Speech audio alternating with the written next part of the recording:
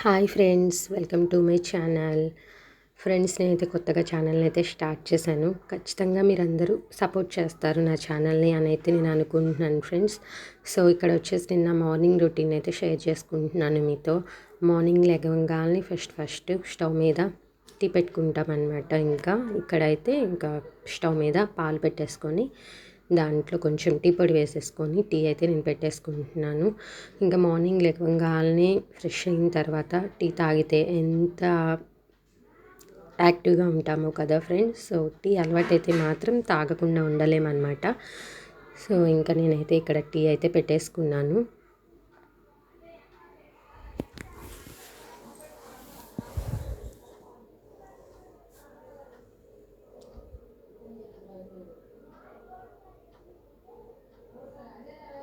ఇంకా ఆ తర్వాత అయితే బ్రేక్ఫాస్ట్ చేసుకోవడానికైతే పులిహోర చేసుకుందాం అనుకుంటున్నాను. సో అందుకని చెప్పేసి రైస్ అయితే కడిగి పెట్టేసుకున్నాను. రైస్ కూడా అయిపోయింది ఆల్మోస్ట్. ఇంకా రైస్ కుక్కర్లో రైస్ పెట్టేసుకున్నాను పులిహోర కోసము.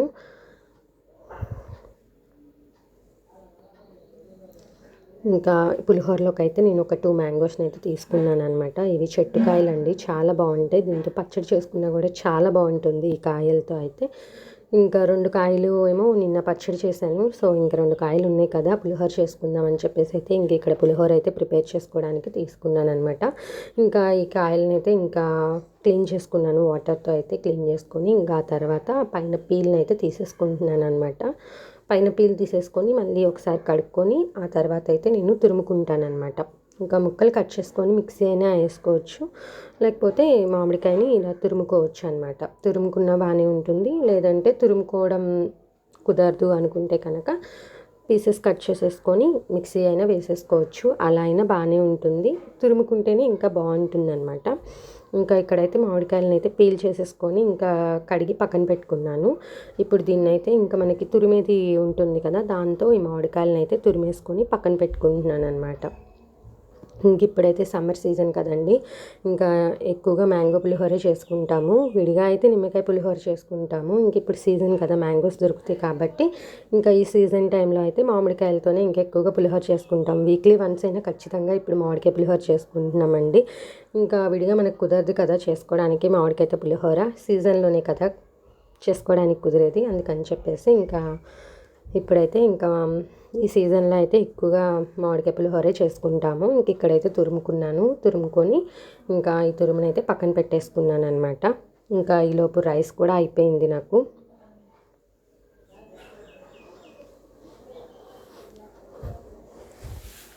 ఈలోపు రైస్ కూడా అయిపోయింది. రైస్ని అయితే నేను ఒకసారి అయితే కలుపుకుంటున్నాను అనమాట.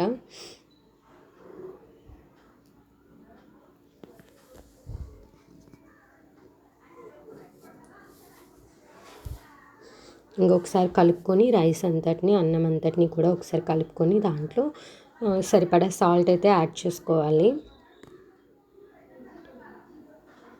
పులిహోరకి మనకి ఎంత సాల్ట్ అయితే పడుతుందో అంత క్వాంటిటీ కూడా ఇక్కడ యాడ్ చేసేసుకోవాలి మొత్తం కూడా. సరిపడా సాల్ట్ అయితే యాడ్ చేసేసుకుంటున్నాను ఇక్కడ నేను.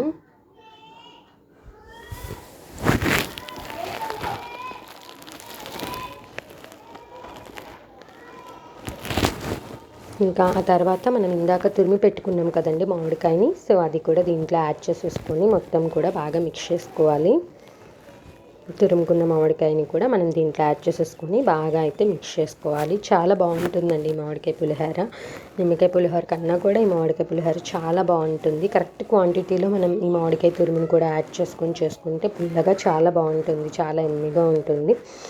సో ఈ మొత్తం కూడా కలిపేసుకోవాలి. ఈ ఉప్పు, ఈ మామిడికాయ తురుముకున్నది, ఈ రైస్ మొత్తం బాగా కలుపుకొని మూత పెట్టుకొని అయితే పక్కన పెట్టుకోవాలన్నమాట. ఒక 10 నిమిషాలు, పావు గంట అయితే దీన్ని పక్కన పెట్టుకోవాలి. అప్పుడు మనకి అది మామిడికాయ ఉప్పు రైస్కి బాగా పట్టుకొని చాలా బాగుంటుంది టేస్ట్. అప్పుడు ఇక్కడ మూత పెట్టుకొని నేనైతే పక్కన పెట్టుకుంటున్నాను. ఇప్పుడు ఒక స్టవ్ మీద అయితే ఒక ప్యాన్ పెట్టేసుకోవాలి. దాంట్లో పులిహోరకి ఎంతైతే ఆయిల్, మనం తీసుకున్న క్వాంటిటీని బట్టి ఎంత ఆయిల్ సరిపోతుందో అంత ఆయిల్ అయితే దానిలో యాడ్ చేసుకోవాలి. ఆయిల్ మనకి హీట్ అయిన తర్వాత దాంట్లో పోపు దినుసులను అయితే మనం యాడ్ చేసుకోవాలి. ఆవాలు, సాయిపప్పు, జీలకర్ర, 2 స్పూన్స్ ఆవాలు వేసుకున్నాను, 2 స్పూన్స్ సాయిపప్పు వేసుకున్నాను అండ్ 2 స్పూన్స్ వచ్చేసి జీలకర్ర కూడా యాడ్ చేసుకున్నాను అనమాట. పులిహోరకి కొంచెం తాలింపు ఎక్కువగా ఉంటేనే టేస్ట్ బాగుంటుందండి. అందుకని చెప్పేసి ఇంకా ఇవన్నీ కూడా కొంచెం ఎక్కువ క్వాంటిటీలోనే వేసుకుంటాను. పులిహోరకి మనకి తాలింపే రుచిగా ఉంటుంది, తాలింపు తక్కువ అయితే టేస్ట్ అంత బాగోదు. ఇంకా తర్వాత అయితే పచ్చిశనగపప్పు యాడ్ చేసుకున్నాను. ఇంకా కట్ చేసుకున్న పచ్చిమిర్చిని కూడా వేసుకొని ఒకసారి అయితే మొత్తాన్ని కూడా కలుపుకోవాలి. ఇంకా నా దగ్గర కరివేపాకు అయితే అవైలబుల్గా లేదండి, కరివేపాకు వేసుకుంటేనే పులిహోరకి టేస్ట్ బాగుంటుంది. ఇంకా 2 స్పూన్స్ అయితే పసుపుని కూడా యాడ్ చేసుకొని మొత్తాన్ని కూడా మిక్స్ చేసుకుంటున్నాను. ఇంక ఈ తాలింపు అంతా కూడా వేగిపోయిన తర్వాత ఇంకా మనం ఇందాక కలిపి పెట్టుకున్నాం కదా రైస్, మామిడికాయ అండ్ సాల్ట్ మొత్తం కూడా కలిపి పెట్టుకున్నాం కదా, దానిలో అయితే మనము ఈ తాలింపుని అయితే వేసేసుకొని బాగా అయితే మిక్స్ చేసుకోవాలి. ఏ పులిహోర అయినా కానివ్వండి, ఒక అరగంట సేపన్నా సరే నానితేనే బాగుంటుంది. నానితేనే ఆ పులిహోరకి టేస్ట్ అయితే వస్తుంది, అప్పటికప్పుడు తినడానికి బాగోదు. నిమ్మకాయ పులిహోర కూడా కలుపుకున్నాక ఒక అరగంట అయితేనే నానితేనే టేస్ట్ బాగుంటుంది.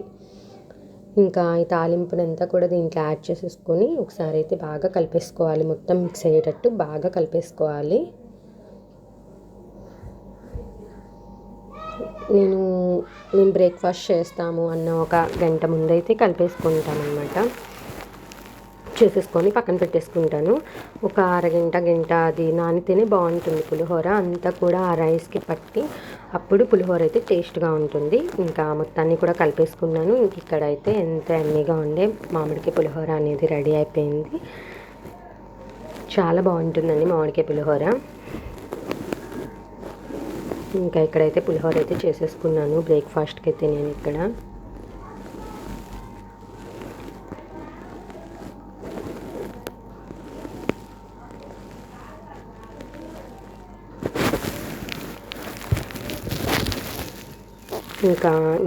ఇంకా వంట చేసుకోవడానికైతే ఇంకా నేను గోరుచిక్కుడుకాయ కర్రీ టమాటో రసం చేసుకుందాం అనుకున్నాను. ఇంకా ఈ గోరుచిక్కుడుకాయ కర్రీ చేసుకోవడానికైతే గోరుచిక్కుడుకాయలను అయితే సన్నగా కట్ చేసుకొని కాసేపు అయితే నీళ్ళల్లో అలా నానబెట్టుకుంటాను. ఏదన్నా మట్టి ఉన్నా కూడా మొత్తం నీళ్ళల్లోకి వచ్చేస్తుందని చెప్పేసి కాసేపు అయితే నానబెట్టేసుకొని ఇంకా కడిగేసుకొని ఇంకా కుక్కర్లో అయితే ఈ కట్ చేసుకున్న గోరుచిక్కుడుకాయ ముక్కలను అయితే వేసుకుంటున్నాను.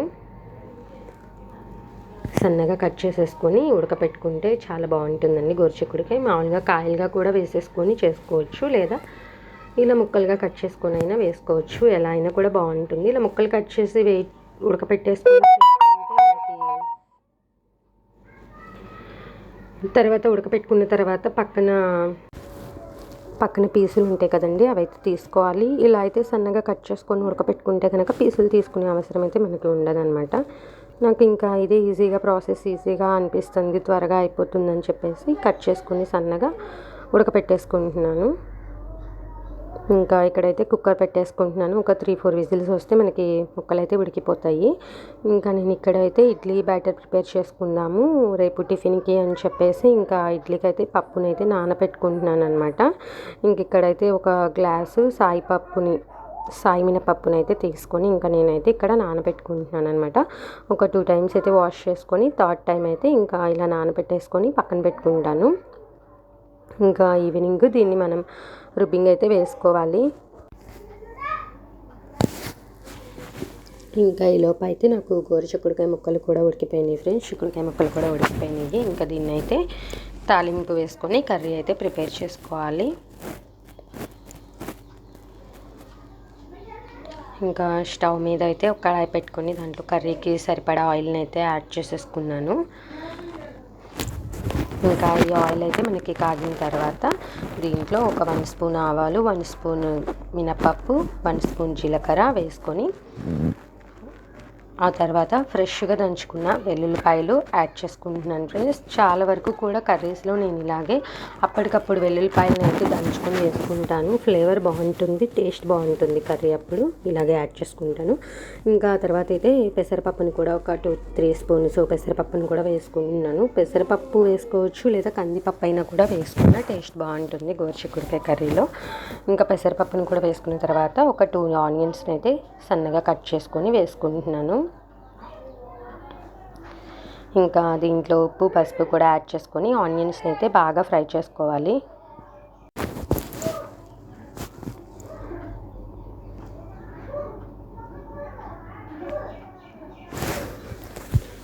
ఉప్పు వేసుకుంటే ఆనియన్స్ అనేవి తొందరగా ఫ్రై అయిపోతాయి ఫ్రెండ్స్. అందుకని చెప్పేసి ఉప్పు పసుపు కూడా యాడ్ చేసుకొని ఆనియన్స్ని అయితే ఫ్రై చేసుకోవాలన్నమాట. ఇంకా ఈ ఆనియన్స్ బాగా ఫ్రై అయిన తర్వాత మనం ఉడకపెట్టుకున్న చిక్కుడుకాయ ముక్కల్ని కూడా దీంట్లో వేసేసుకోవాలి. ఇంకా లైట్గా అటు వెళ్ళి ఇటు వచ్చేసరికి ఆనియన్స్ అనేవి బాగా ఫ్రై అయిపోయినాయి కొంచెం.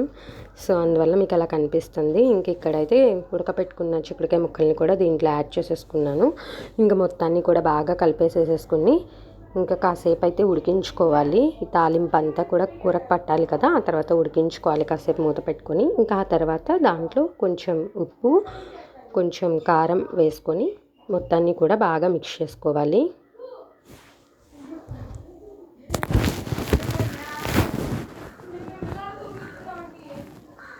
మొత్తాన్ని బాగా మిక్స్ చేసుకొని మూత పెట్టుకొని ఒక 5 నిమిషాలు మగ్గించుకుంటే కూర అనేది రెడీ అయిపోతుంది ఫ్రెండ్స్.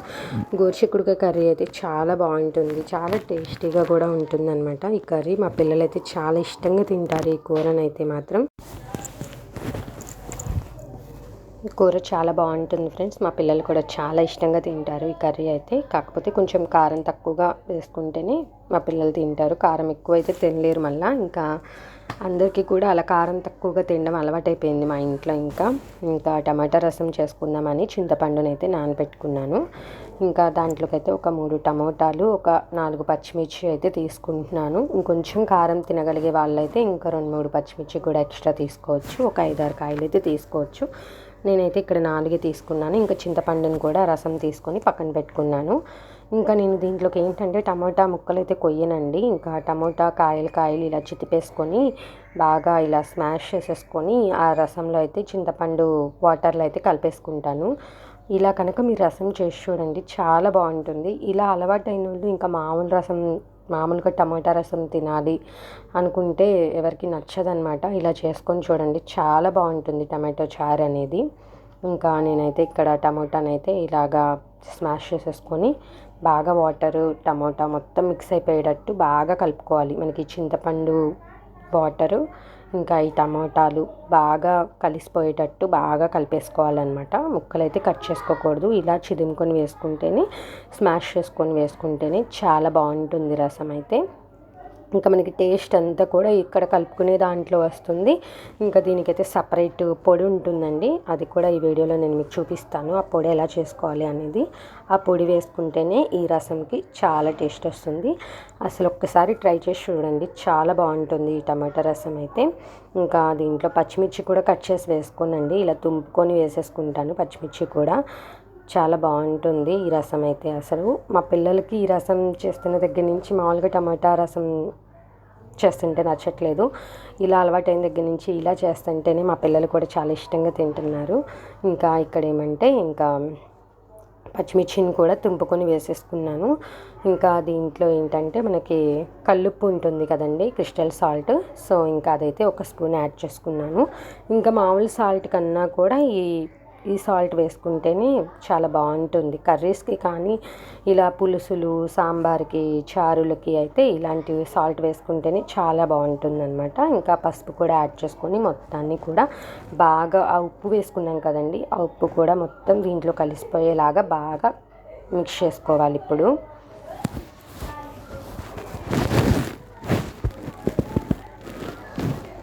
ఇలా మొత్తాన్ని కూడా మిక్స్ చేసుకొని పక్కన పెట్టేసుకోవాలి. ఇంకా స్టవ్ మీద ఒక కడాయి పెట్టేసుకొని దాంట్లో మనకి టమాటా రసంకి ఎంత అయితే ఆయిల్ పడుతుందో అంత ఆయిల్ని అయితే వేసుకోవాలి. ఆయిల్ హీట్ అయిన తర్వాత ఒక స్పూన్ ఆవాలు, ఒక స్పూన్ మినప్పప్పు, ఒక స్పూన్ జీలకర్ర వేసుకొని ఒకసారి అయితే కలుపుకోవాలి. ఇంకా తాలింపు వేగిన తర్వాత మనం ముందుగా మిక్స్ చేసుకున్న టమాటాలు, చింతపండు ఇవన్నీ మిక్స్ చేసుకున్న వాటర్ ఉన్నాయి కదండి, ఇంకా వాటర్ని అంతా కూడా ఈ తాలింపులో అయితే మనం వేసేసుకోవాలి.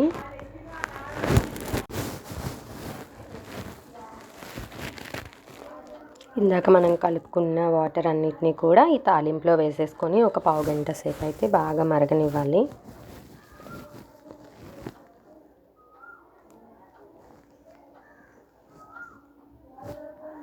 బాగా మరిగించుకోవాలి ఫ్రెండ్స్. ఒక పావు గంట సేపు అయితే ఎంత మరిగితే అంత టేస్ట్గా ఉంటుంది ఈ రసం అయితే.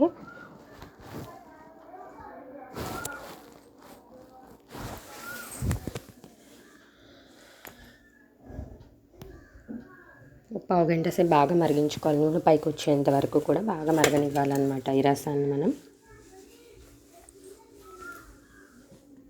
ఇంకా ఈలోపు పొడి అన్నాను కదా ఫ్రెండ్స్, ఆ పొడి ఎలా ప్రిపేర్ చేసుకోవాలో చూపిస్తాను. ఒక మిక్సీ జార్ తీసుకొని దాంట్లో ఒక 2 స్పూన్లు ధనియాలు వేసుకుంటున్నాను. మనం తీసుకునే క్వాంటిటీని బట్టండి, మనం రసం చేసుకునే క్వాంటిటీని బట్టి మనం చేసుకోవాలి. ఇక్కడ నేను కొంచెం చేసుకుంటున్నాను కాబట్టి 2 స్పూన్స్ ధనియాలు వేసుకుంటున్నాను. కొన్ని వెల్లుల్లిపాయలు తీసుకుంటున్నాను. మనం తీసుకునే క్వాంటిటీని బట్టి ఇక్కడ క్వాంటిటీని మనం పెంచుకోవాలన్నమాట. ఇంక ఇక్కడైతే నేను కొన్ని వెల్లుల్లి రెబ్బలు యాడ్ చేసుకున్నాను.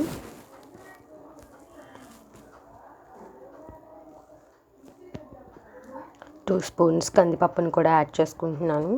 ఈ రసానికి ఈ పొడే టేస్ట్ అండి, ఫ్లేవర్ కూడా చాలా బాగుంటుంది. ఈ పొడే హైలైట్ ఈ రసానికి. ఈ పొడి వల్లే మనకి టేస్ట్ చాలా బాగుంటుంది ఇది. ఇంక ఇక్కడైతే 4-5 ఎండుమిర్చిని అయితే తీసుకొని వేసుకుంటున్నాను. కొంచెం స్పైసీ ఇష్టపడే వాళ్ళైతే ఇంకొంచెం ఎండుమిర్చి కూడా యాడ్ చేసుకోవచ్చు.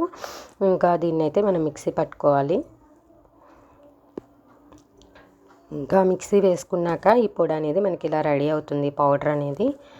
కావాలి అంటే ఒకసారి వేసేసుకొని ఫ్రిడ్జ్లో అయినా పెట్టుకోవచ్చు. వెల్లుల్లిపాయలు యాడ్ చేసుకోకుండా ధనియాలు, కందిపప్పు, ఎండుమిర్చి వేసుకొని మిక్సీ పట్టుకొని వెల్లుల్లిపాయలు అప్పుడు ఫ్రెష్గా వేసుకొని ఉంచుకోవచ్చు. ఎందుకంటే వెల్లుల్లిపాయలు వేస్తే మళ్ళీ నిలవ ఉండదన్నమాట మనకి పొడి. అందుకని చెప్పి వెల్లుల్లిపాయలు లేకుండా ధనియాలు, ఎండుమిర్చి, కందిపప్పు వరకు వేసుకొని మిక్సీ పట్టుకొని పౌడర్ ఫ్రిడ్జ్లో పెట్టుకున్నా కూడా మనకి నిలవ ఉంటుంది. ఎప్పుడు కావాలంటే అప్పుడు రసం చేసుకున్నప్పుడు వేసుకోవచ్చు.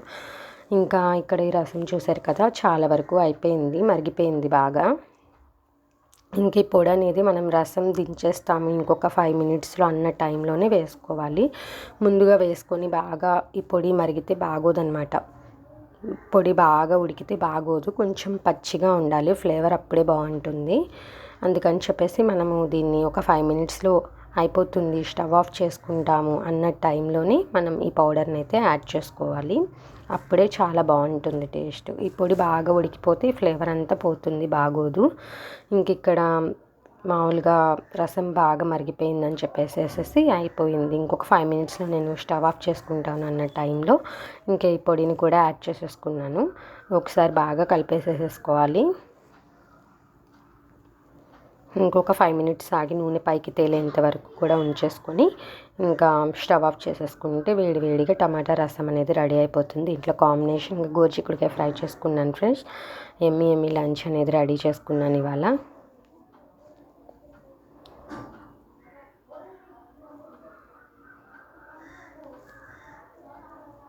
ఇక్కడ చూసారు కదా బాగా ఉడికింది. ఇంకా రసం కూడా అయిపోయిందనమాట ఇక్కడ.